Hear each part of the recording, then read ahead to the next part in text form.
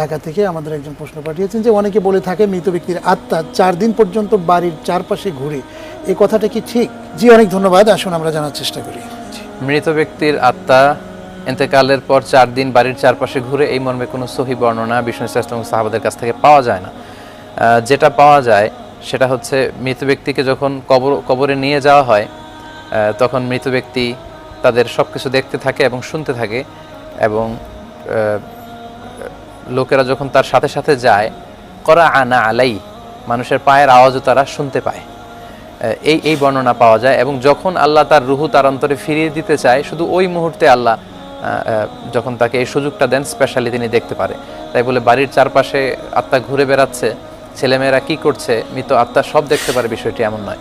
এবং বিষ্ণু ইসলামের ক্ষেত্রেও বিষ্ণু ইসলাম ওনার কবরে এখন শুয়ে আছেন, তাই বলে আমরা কোথায় কি করছি বিষ্ণু ইসলাম যে ওখানে বসে সব দেখছেন, বিষয়টা এমন না।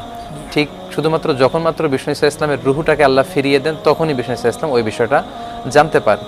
মালাইকাতুস সাইয়াহিন আছে, কিছু ফেরেশতা আছে যারা সবসময় ঘুরে বেড়ায় যে তার উম্মতেরা, বিষ্ণু ইসলামের উম্মতেরা আমরা কখন বিষ্ণু ইসলামকে সালাম পাঠাই।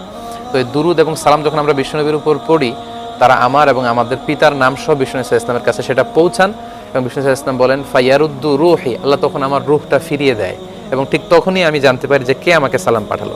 তো এটা আল্লাহ স্পেশালি যদি কারো ক্ষেত্রে চান যে তার রুহু ফিরিয়ে দিবেন, তখনই সে এটা অবলম্বন করতে পারে। তাই বলে তার রুহু আত্মা এসে ঘরের চারদিকে ঘুরে বেড়ায়, 4 দিন পর্যন্ত থাকে, এই মর্মে কোনো সহিহ বর্ণনা পাওয়া যায় না।